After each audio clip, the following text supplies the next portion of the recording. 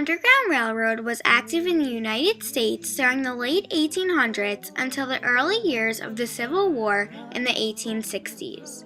The Underground Railroad was a constantly changing network of paths on which fugitive slaves traveled on, as they escaped a life of bondage on the cotton plantations of the South. The slaves normally traveled at night from border and southern states to Canada or to safe cities in the North where slavery had been abolished. The network used terms from railroading. Homes and businesses where fugitives would rest and eat were called stations and depots, and were run by station masters. Those who contributed money or goods were stockholders, and the conductor was responsible for moving fugitives from one station to the next.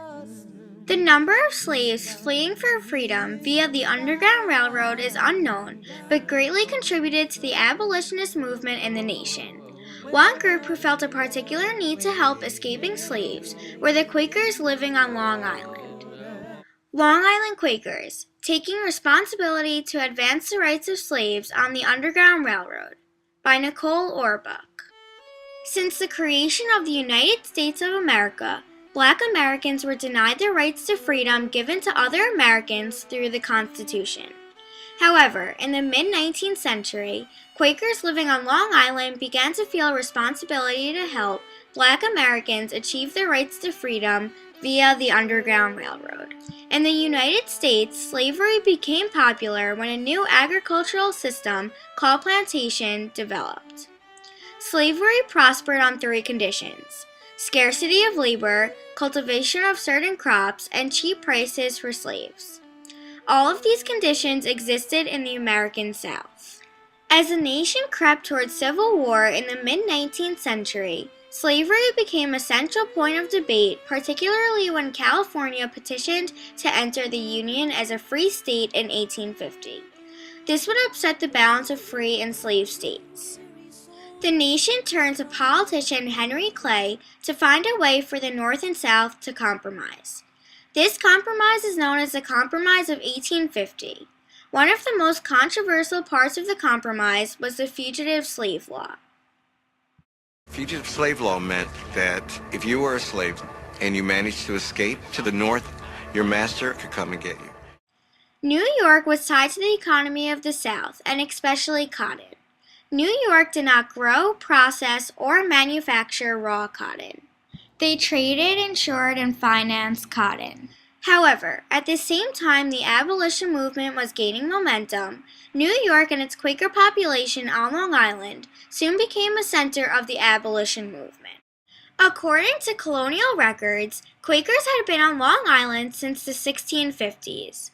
Quakers first settled in Flushing, but wanted to come east to get to the rich farmland. Elias Hicks, a Quaker minister, settled in Jericho, Long Island. He will always be remembered for his moral convictions against slavery.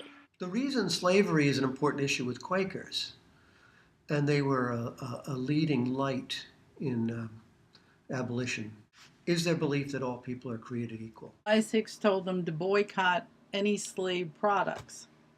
So you couldn't wear a cotton shirt. Because who picked the cotton? The slave. And you shouldn't eat sugar. Because who grew the sugar cane? A slave. Led by Hicks, the Quaker community on Long Island began to take an action against slavery. Yearly meetings directed other meetings to tell the committees to visit, all in profession with friends who hold Negroes, to restore them their natural rights to liberty as soon as they arrive at a suitable age for freedom. At that moment, he accepted the responsibility to combat slavery. By the end of the first year of this responsibility, Elias found that more of his friends were willing to educate and to manumit their slaves. Between the years 1775 and 1776, 85 enslaved people were freed. On Long Island in 1771, 17% of the population was black, and most were enslaved. The beginnings of hiding valuables in Quaker homes actually began during the Revolutionary War. In Jericho, they grew flax, and they made that into linen. And that was the commodity that they used. And they were Quakers, and Quakers meant that they were pacifists, that they didn't participate in the war, but it also meant that they weren't paying taxes for the local ministers. So when it came tax time, they hid all their valuables in these hidden closets. Decades later, Quakers would hide the runaway slaves in these rooms. Of ways of getting those people from New York to Jericho. And that agreement was made through Philadelphia.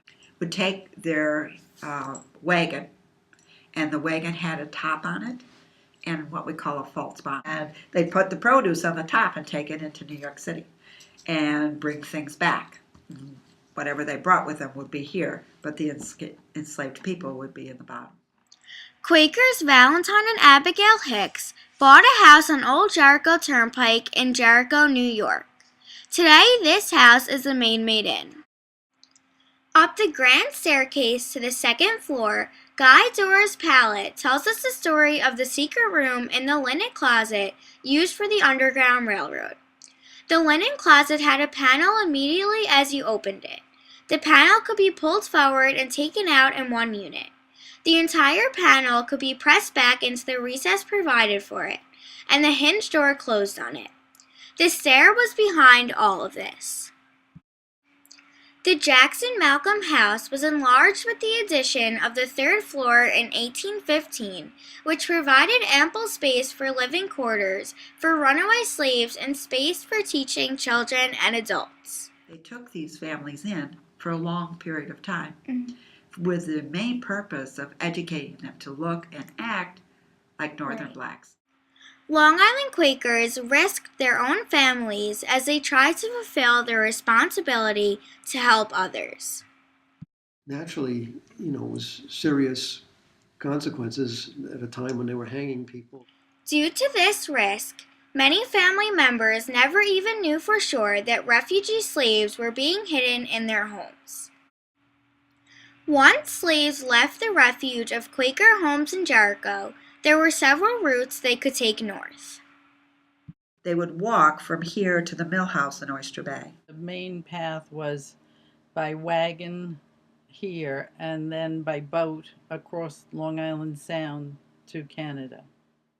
Since participation in the Underground Railroad was illegal, the conductors and safe houses are largely a mystery to modern historians. They didn't want publicity. However, recognition for the Long Island Quakers is gradually occurring.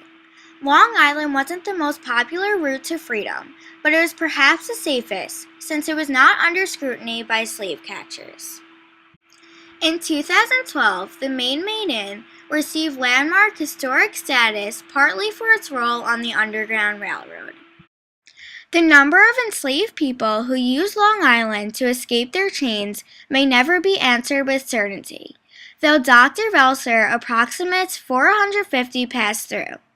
What we are sure of is that Quakers were the first organized group of white people to band together against slavery.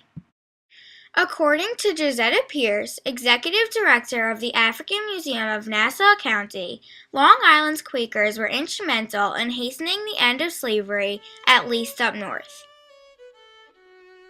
While it took the efforts of many other abolitionists and a civil war in 1865 with the passage of the 13th, 14th, and 15th Amendments, the Quakers were finally able to fulfill their responsibility to help Black Americans gain their rights denied to them for generations. Today, the Long Island Quakers continue to devote their time to worthy causes. Many Quakers have outreach programs, visit prisons.